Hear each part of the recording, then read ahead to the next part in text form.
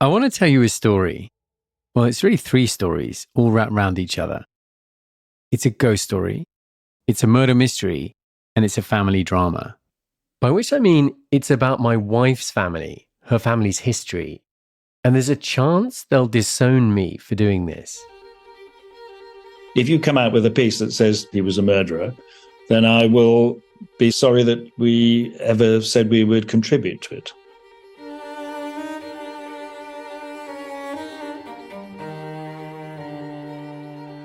But before we get into any of that, let's start at the beginning, with the thing that set all of this in motion. When I was 16 back in the 90s, my family moved to an old Victorian house in London on a street called Queen's Road. I slept in a bedroom tucked into the creaky top floor, and weird things would happen up there. I'd wake up and objects would have moved across the room, specifically this one vase. When I go to bed, it'd be on the mantelpiece, and then in the morning, I'd find it on the desk. I'd put it back, and the next morning I'd find it somewhere else. Lights would flash on and off on their own, and I'd get this uncomfortable cold feeling whenever I was alone in the house.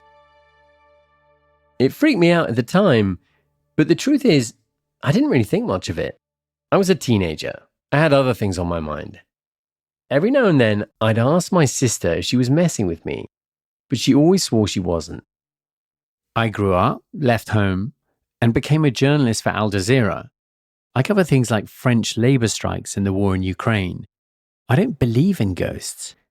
So when my family moved out of the house on Queen's Road, I completely forgot about the weird stuff that happened in there. Until that is, a few years ago, a man reached out, an old neighbor of ours, with a story about that very room. I mean, it's quite a story.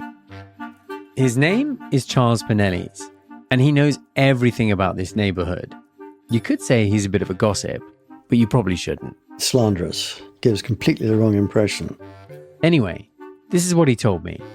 Charles was walking around my old neighborhood one day, going door to door, collecting donations for the local museum. I was there rattling a tin. And definitely not gossiping. Well, I mean, it was just so-and-so's still there and so-and-so's moved out and they've had a divorce and all that sort of business. Eventually, he gets to my old house and knocks on the door. A woman answers. She's the mother of the house. After chatting for a bit, she invites him inside and she tells him a story unlike anything he's ever heard before. The story goes the American swans up with a hello and... Here's what she tells him. One day, the woman is at home at my old house. She looks out of the window and she sees a man standing on the driveway. So the mother of the house opens the door. It's someone who used to live in the house, an American man who'd lived there with his wife and 2 children. The American says to her, "I'm so sorry to bother you, but I just have to know. Do you still have that ghost in the top bedroom? Straight, like that." What the American man proceeds to tell her, the things his family experienced on the top floor, it makes her go completely white. Because this isn't the first time she's heard of something going on up there. She just never believed it before. This struck a chord since the daughter had always insisted that there was a ghost in her bedroom, which would manifest itself on occasions and sit on her bed. The woman's daughter, starting when she was around 10, began complaining about a ghost visiting her room at night, specifically the ghost of a faceless woman.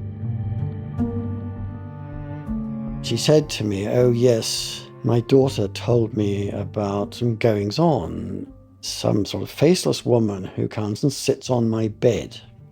And she said, "I always batted them away on the basis that we don't believe in that sort of thing. So I rang your father, and he said that was Tristan's room. So I imagine he phoned you and the cat was out of the bag." I promise you, and I hope you believe me, that I don't normally find myself having conversations like this, or even entertaining these sorts of ideas. But it's kind of weird, right? You now have 3 completely unconnected families who have had some sort of strange, inexplicable experience on the top floor of that house. I think it's wonderful. It was definitely intriguing, but it probably wouldn't have been anything more than a story I'd tell my friends in the pub. Except I couldn't stop thinking about this faceless woman. And that's because there's another coincidence, something I hadn't thought about in years. So I guess Tristan and I just started going out, and they invited my parents round to his house to come and say hi. I first learned about it when my wife, Kate, and I had just started dating about 20 years ago. My family still lived in the house on Queen's Road, the one with the supposed ghost. And Kate was staying with us. And my granddad was in London, so they invited him over too. She was very close to her grandfather, so my folks asked if he'd join us. So granddad arrived. He's got nice rosy cheeks, granddad, like all the men in my family. He wore a beret every day to keep his bald head warm. And then my granddad walked into the house, and before he said anything else, he said, "My mother was murdered in the house next door." And I don't think we had ever put 2 and 2 together between where Tris lived and this big murder that happened in the family.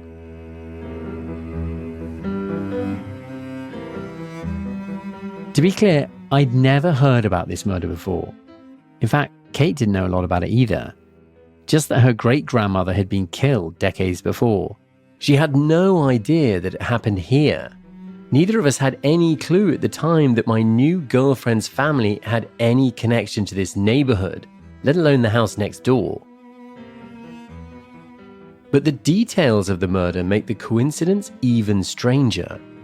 Because just next door to my house, the house supposedly haunted by a faceless woman, Kate's great-grandmother was killed by 2 gunshots to the face.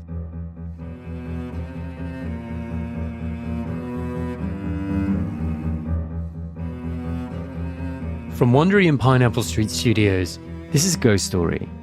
I'm Tristan Redman. Episode 1, The House Next Door.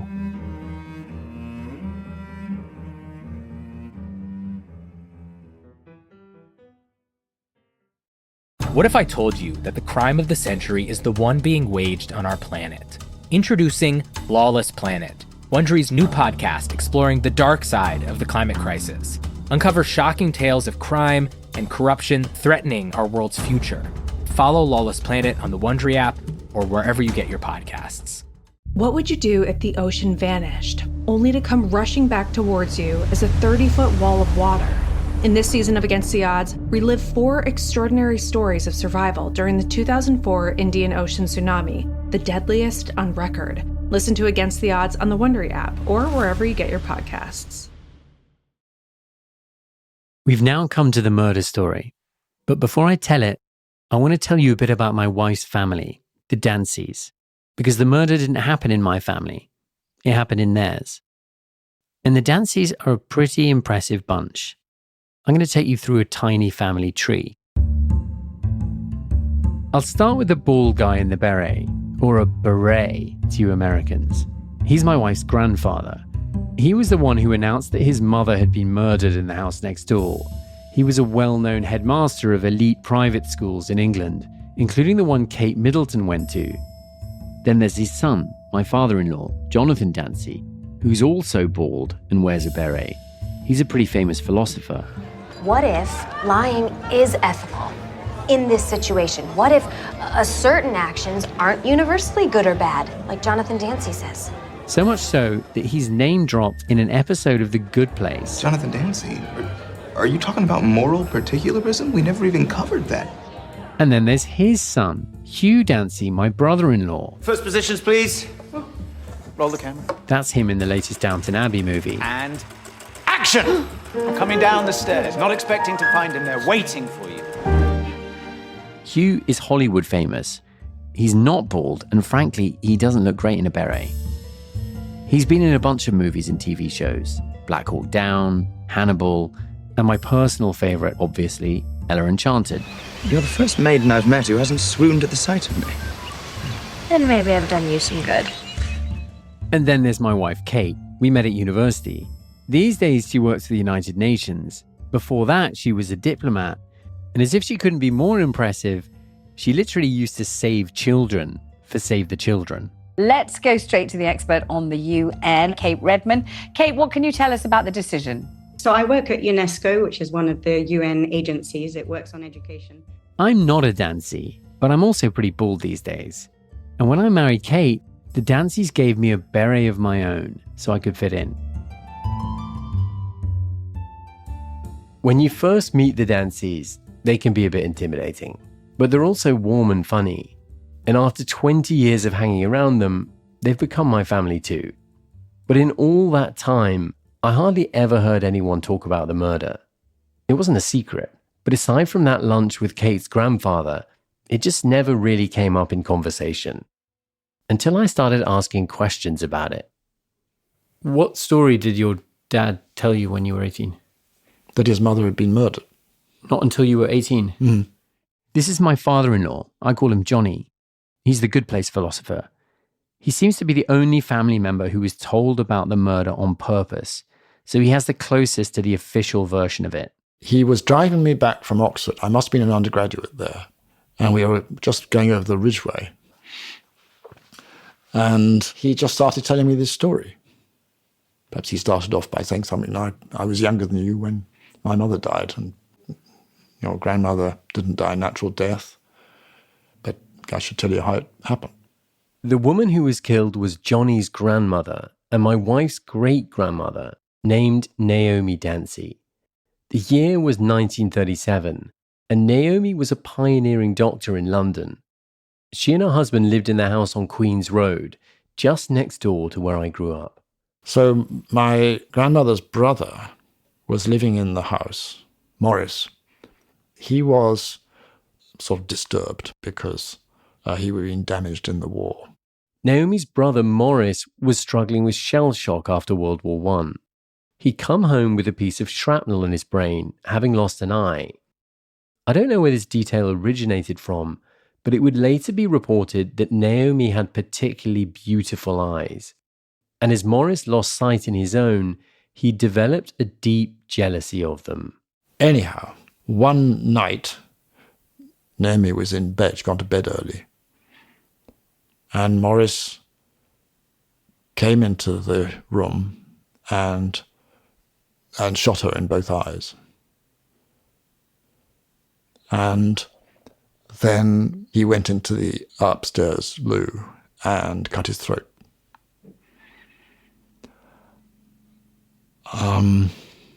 That's the story, really. Yeah, that's the story. This is why, when I learned about the faceless woman in my childhood bedroom, I thought about Naomi. I wanted to know more about her and what happened that night. Who was Naomi? Well, that is a very good question. I know nothing. I didn't even know her name until you started working on this. Did you know anything else about her? Nope. Except no one seems to know much about her. I mean, as far as the family goes, there is nothing. Is it Naomi? Am I saying the name right? And in fact, as the story's been passed down through the generations, it's become less about Naomi and more about the man who survived to tell the tale. The critical narrative part was Feather jumped off the stairs, like to dodge a bullet or something like this. Because there was someone else in the house that night. Naomi's husband, John Dancy, my wife's great-grandfather, known in the family as Feather. The way I've always told it was that Feather not only switched off the lights, but also flung himself backwards down the stairs. The name Feather is a sort of play on the word father. Father, Feather. Anyway, the story goes that the brother Morris tried to kill Feather that night too, but Feather dodged the bullet and narrowly escaped. It was an action story. Great granddad had done like a really cool James Bond, jumping over the banisters, shooting out the light, like one of those roles that commandos do, and then shot the guy. What are you doing with your hands? I'm doing the guns, like. Well, like a gunslinger. All details of Naomi have fallen away, and what remains is admiration for Feyther and his daring escape. Is that like, did that make him a hero? Yes. And this makes some sense. Feyther has sort of an outsized influence on the family. They say it was Feyther who established an obsession with education that the Dancys retain to this day. Even outside of the family, his presence is larger than life. There's a BBC documentary about the guy. His portrait once hung in the Royal Academy of Arts. He's the family patriarch. And one of the reasons we're calling him Feyther here is that there are so many John Dancys in this family. There's one with his name in every generation. Which brings us to the third story, the family drama. Because just 2 days after I heard from my old neighbor about the ghost in my teenage bedroom, my wife discovered something that totally called into question this heroic image of Feyther and the family's story of the murder. Can you remember the story of how you ended up finding that article? Was it like a sort of Google wormhole you were basically in? I go down so many Google wormholes, yeah. Kate's helping her dad with an obituary for her grandfather, the one that was headmaster at Cape Middleton School. She's poking around online to see what's out there, and she remembers him telling us about his mother's murder in the house next door. And I looked up something like Dancy, murder, Richmond, not expecting really to find anything. And I did. I came across this crazy article on the National Archives website, and I had no idea why it was there. It was written by an archivist who happened to stumble upon the file from Naomi's murder. Apparently, most murder files are kept in one building in London in the National Archives. And out of thousands of cases, this murder stood out to her. She found the police files so strange that she decided to write about it. She gives the broad strokes of the murder story, but then she raises some serious questions about what happened that night.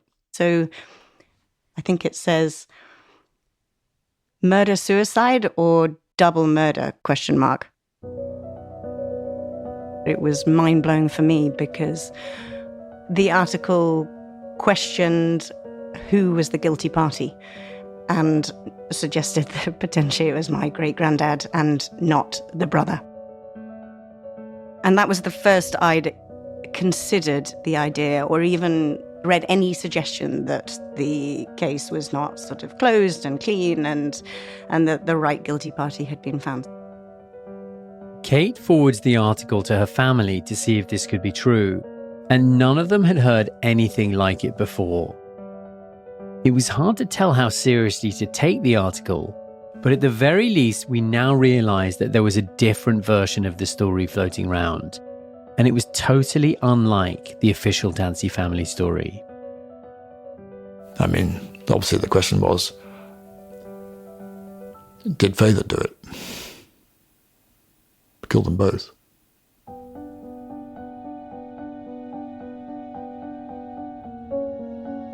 Kate's family decides this blog post is no big deal, nothing to take seriously. Better to just keep moving and let it be. But I couldn't stop thinking about it.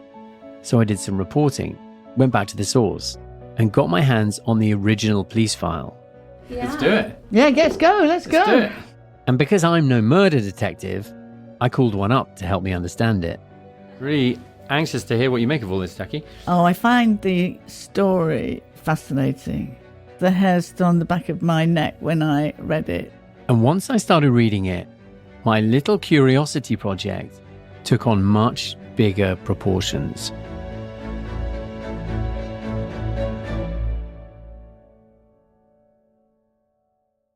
In the fall of 1620, a battered merchant ship called the Mayflower set sail across the Atlantic.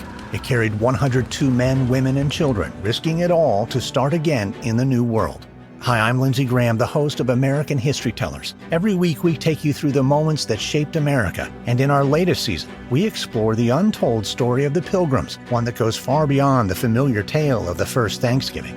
After landing at Cape Cod, The Pilgrims forged an unlikely alliance with the Wampanoag people who helped the Pilgrims survive the most brutal winter they'd ever known, laying the foundation for a powerful national myth. But behind that story lies another, one of conflict, betrayal, and brutal violence against the very people who helped the Pilgrims survive. Follow American History Tellers on the Wondery app or wherever you get your podcasts. You can binge all episodes of American History Tellers The Mayflower early and ad-free right now on Wondery Plus. Hey, I'm Sarah Marshall, and there's one story from the past that I've been circling around for years now. This 8-part series traces the hidden history of the Satanic Panic in North America. We'll connect the dots from Victoria, BC, to the back roads of Kentucky. Satan was having a moment, the sensationalist heartthrob of our time. The Devil You Know, available now wherever you get your podcasts. So cute here. On an autumn day in 2022, my producer colleague Annie Brown and I are standing outside a little cottage in a quaint village in Surrey, waiting to meet a retired senior police officer from Scotland Yard. We've got the police file in your bag. Yeah. Good morning. Hello, Jackie. Jackie Moulton spent nearly 30 years in the job and became one of the only female detective chief inspectors at a time when men dominated these jobs. There's a hit TV show in the UK that's based on her called Prime Suspect. Helen Mirren plays Jackie. I was a career detective. That's all I ever wanted to be, was a detective. We dealt with murders, rapes, domestic violence. I was a hostage negotiator, fraud cases, the whole gambit of crime. After my wife Kate found that article raising questions about who might have actually killed Naomi, I wanted to have an expert walk us through the original police file to help us understand it. Okay, can you explain to me what you're looking at? So in front of me, I have the file relating to the murder that was in the National Archives. Well, it's the record of the crime and what happened. It's a storybook, really. The narrative of the criminal incident witnessed from different points of view. In this case, we have the most important statement from John Dancy. By the way, I should say that in my wife's family, there are a lot of people called John Dancy.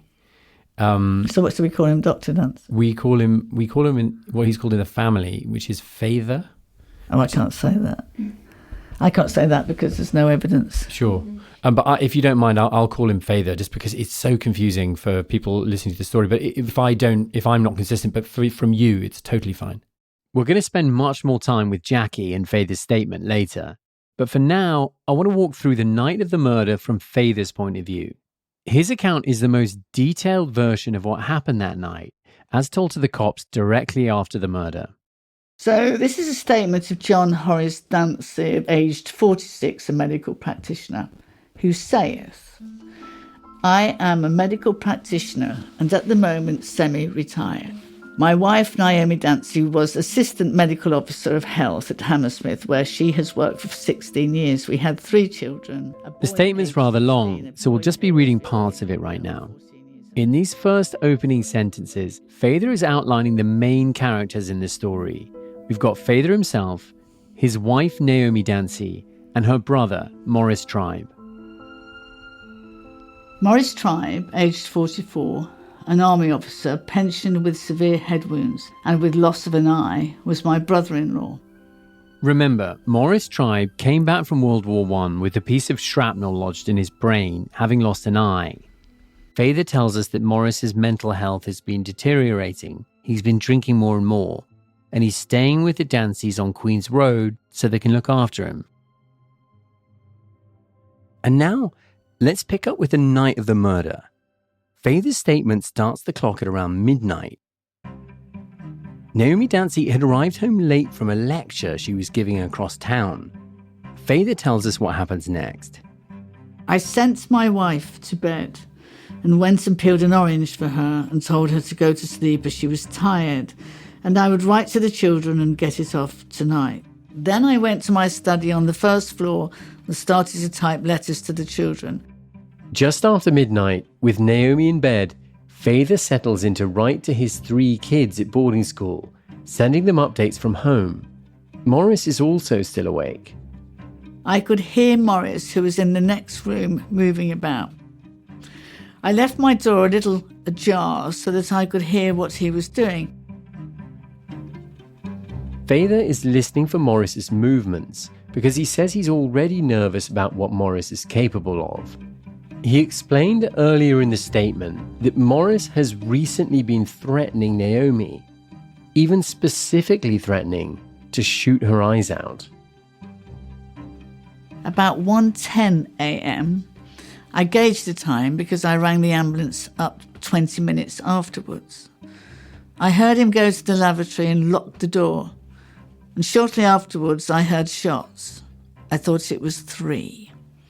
I went to the door and saw Morris advancing towards me. I said, "Morris, what have you done?" He was advancing towards me with the revolver in his hand pointed at my head. I tried to reason with him, but he kept coming towards me, saying nothing.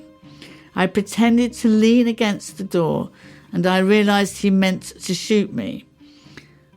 I switched the light out and dropped flat to the floor. He shot as I fell, and the bullet whizzed by my ear and went through the back window. I laid quite still and pretended that I was hit. He then went into the lavatory and closed the door behind him. So, Faither is lying on the floor of the landing pretending to be injured. His wife, Naomi, is in their bedroom to his right. And his brother-in-law, Morris, has just disappeared into the lavatory off the landing. I went to the lavatory door and tried to force it. I found it was locked from inside, and I called on him to come out and give me the gun. He said, "Stand away from those panels, or I'll shoot you like a dog." I should warn you, the last section of his statement gets pretty graphic. I then went into the bedroom. I saw my wife in bed. She had been shot through both eyes and blood was spurting from one of her eyes. Eventually, after a struggle, I forced the door of the lavatory with my shoulder. I found Morris in a somewhat sitting position with his head bent forward. A razor fell from his hand as I pushed the door open. I felt for his pulse and found him pulseless. I left him and went into the bedroom to look at my wife. After a lapse of a few minutes, I telephoned the ambulance and later the police. Signed, John Dancy, at 9:30 a.m. on the 23rd of November, 1937.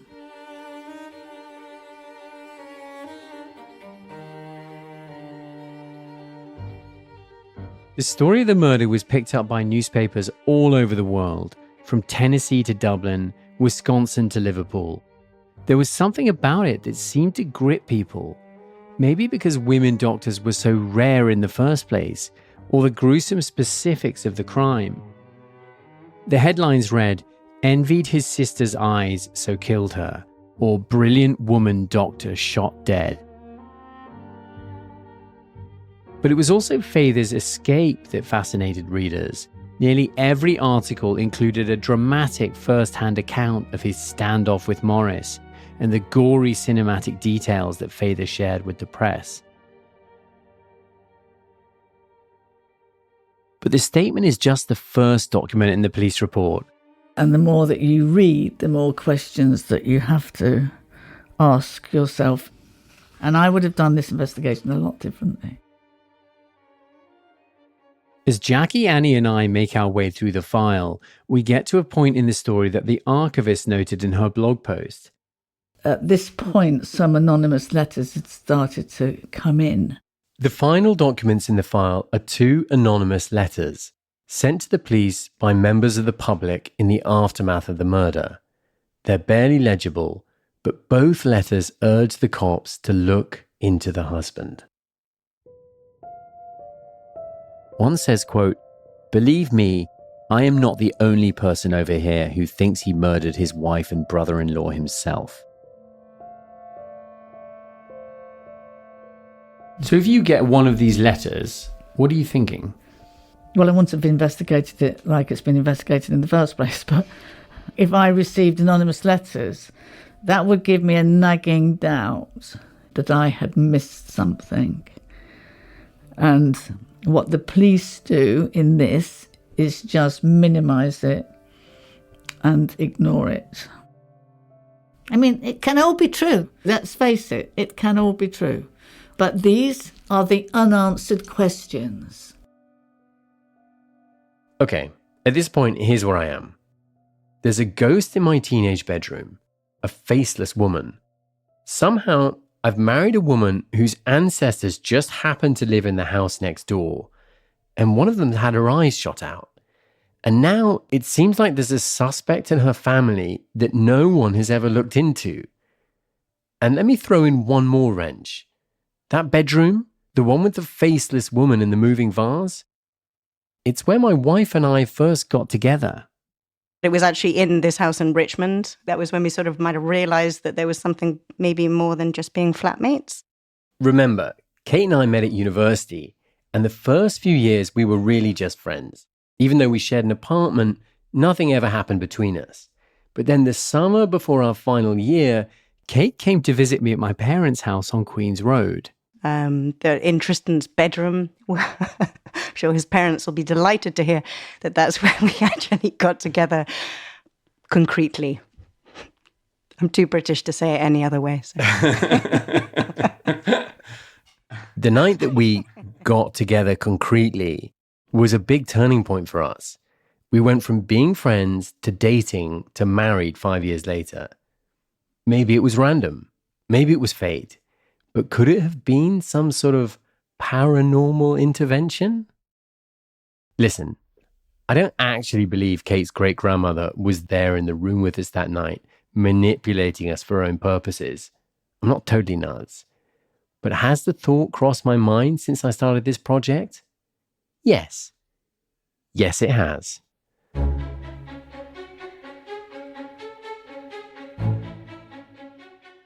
You think you're going to come across as like the wacko ghost believer? In the family? Yeah. I hope not. I realise that at best, opening up a 90-year-old murder case involving your family, Katie, and wondering if there's any link between the murder and a ghost in my teenage bedroom is totally ridiculous. And at worst, it's a very bad idea as a son-in-law to be doing this. I mean, it is totally wacko. But is it a terrible idea? In many ways, yes. But here are the questions I need to answer, right? Did your great-grandfather get away with murder? Is your great-grandmother the faceless woman haunting my teenage bedroom? And while we're at it, did we end up married because this ghost wants me to solve a murder that everyone's been getting wrong for a century? I mean, it sounds like so far-fetched, but it's like you've kind of opened many doors and you've kind of got to work out where they're going to go. You don't have to be diplomatic. Do I have your blessing to pursue this story? Oh yeah, you do. You do have my blessing. And then at the same time, I sort of have this sort of strange gut reaction that's like, God, I hope this is done the right way. Shit.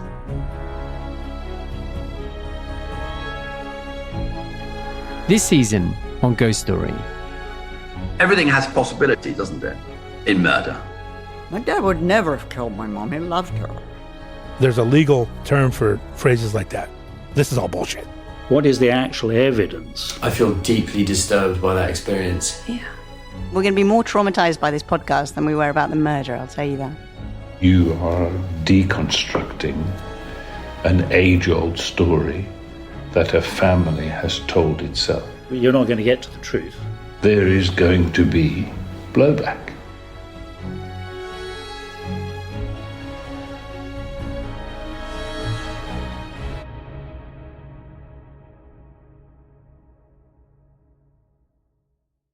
Follow Ghost Story on the Wondery app You can binge the entire series exclusively and ad-free right now by joining Wondery Plus in the Wondery app, Apple Podcasts, or Spotify.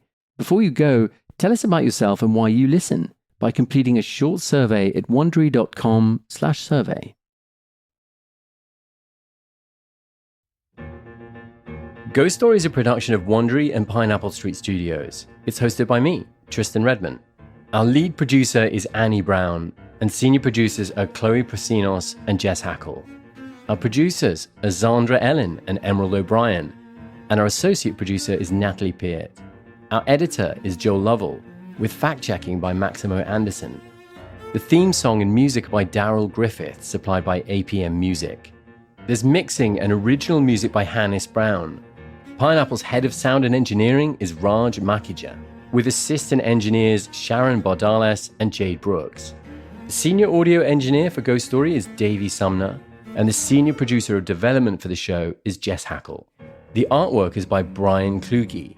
Legal services for Pineapple Street by Rachel Strom and Sam Kate Gumpert from Davis Wright Tremaine, David Hurst from 5RB, and Crystal Tupia at Odyssey. The senior producer for Wondery is Michelle Martin, with producers Brian Taylor White and Grant Rutter. The managing producer for Wondery is Rachel Sibley, and the coordinating producer is Sarah Mathis. Our executive producers at Pineapple Street are Maddie Sprung-Kaiser, Max Linsky, and Jenna Weiss-Berman. Our executive producers for Wondery are Morgan Jones, Rich Knight, Marshall Louis, and Jessica Radburn. Special thanks to Jonah Hull, Ed and Chloe Caesar, Alison Vermeulen, Jonathan Oates, Eleanor Johnson Ward, Barney Lee, and Chris, Jan, Sophie, and Justine Redman. This episode contains public sector information licensed under the Open Government License version 3.0.